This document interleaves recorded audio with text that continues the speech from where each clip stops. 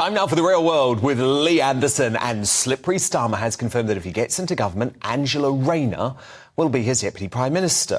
Since that announcement, there's been some suggestion that she could act as the perfect antidote to her robotic leader, with Tony Blair's former advisor John McTernan quoted in today's Daily Telegraph as saying Angela Rayner is a Labour Boris. She shouldn't be underestimated. However, an old clip of Red Ange has now gone viral where she establishes herself as the Labour Party's biggest talent. Or does she? What's the cut in the capital gains tax? They've cut the capital gains tax. They did that. They did that as part of the coalition government. No, they raised the capital gains tax in the coalition government. Well, what I'm saying, Andrew, and what you're saying is wrong. But what would the capital gains tax be under a Labour government, and how much would that raise compared to now? But I've told you, Andrew, what our priority is. It's about how we invest in our public services. No, I'm asking you how you would raise the money. Don't cut taxes when you need that money much? To help. You should be investing. You don't know, do you? You should be investing. You just in those don't know, services. do you? She didn't know. So reposting that clip, Deputy Tory Chair Lee Anderson wrote, even the National Union of Twitter whataboutery cannot defend this. Staggering. And I'm delighted now that Lee joins us now in the studio. I mean, Lee, our future Deputy Prime Minister, really? Did they say on that clip that she's the Labour's Boris? I think she's the new Diane Abbott with that clip on there, Dad. I mean, seriously, she's got similar mathematics skills. Anybody watching that clip would be frightened to death of her being the Deputy Prime Minister. I wouldn't trust that lady to look after a bottle of milk for the weekend. I mean, it is staggering, like I put on my Twitter earlier. I mean, she got no answers. Andrew O'Neill was all over her there. She couldn't answer a single question. She just...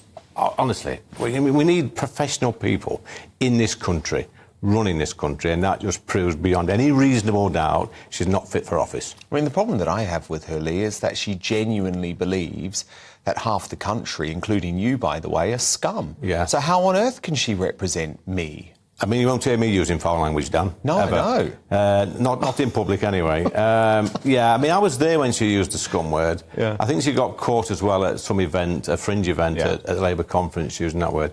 It shows what she really thinks, because when you use those words, it shows what you really think about, people like me in the Conservative Party, my colleagues. It's not just us, Dan. It's people like my parents who voted Conservative the first time, my friends, my family. Lots of people in this country vote Conservative. And when you're labelling them as scum, you're sort of telling half the country that you don't want them on board, you don't believe what they say, you treat them as third-class citizens. I mean, I think most people now listening to that clip, if we could play that clip the night before the general election, we'd get a landslide. We would. Now, Starmer can't stand her either. So was he forced into this? Is it because the left wing of the party, the Corbynistas, remain so powerful within Labour? I think it is, Dan. I mean, you can see when you sit there on the green benches, there's an atmosphere between them. They don't give each other eye contact. It's quite obvious they don't like each other. I mean, to be fair to Starmer, even though he's boring, is the Ken Barlow of politics, is this miserable so-and-so, but at least he's got a little bit about him, a little bit of political intelligence, is very... I would say, like, I've seen Keir today on the escalator at work. He says, hello, Lee, how are you? That's it, we go by. But, I mean, people like Angela and her side of the party, when they walk by in Parliament, they just turn their head that way. Really? They don't so she won't talk to you? No, they won't talk to me, no. Did she know you when you were a member of the Labour Party? Yes. So presumably she thinks you're a turncoat? Yeah, they all think I'm a turncoat. But, at least Sir Keir, he's got that humility, a bit of dignity about him. Yeah. He'll say, hello, how are you? And walk on. But that wing of the party... Well, they lack all tolerance, don't they? And I think what she proved with the scum rant, where she was caught, because remember, it wasn't just scum. She said that all Tories were homophobic and racist as well. Yeah. So I think, actually, it's the nasty wing of the Labour Party. It is the nasty wing, Dan, but that's the argument that some of the Labour Party use most of the time. You're either racist, you're homophobic, you're transphobic. That's all they've got to offer. They've got no answers to the economy, no answers to the migration problem, no answers to anything. Everyone's a racist. Now, Lee, I wanted to play you this quite extraordinary moment from our Brexit enemy, Guy Verhofstadt, giving this rallying cry to the Ramonas of the world. For everybody, it's clear now, Brexit is a disaster, and there is an absolute need for the UK to rejoin the European Union. And I'm pretty sure that everybody in the European Union is in favour of that. So I will participate in the second rejoin march, and I hope to see you there.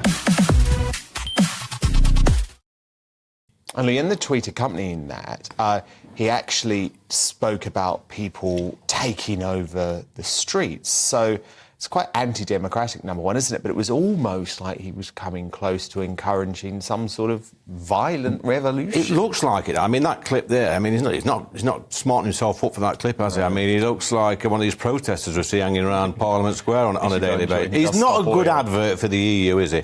Look, he needs to butt out. I mean, that is it's provocative language, to say the least.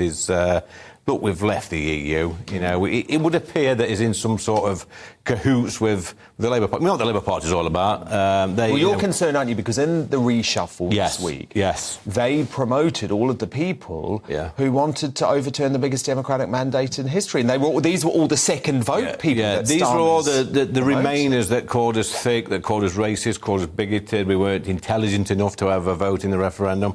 Now we see this Verhofstadt, whatever his name is. He's bleating on that. I mean, I tell you what he wants. He wants that.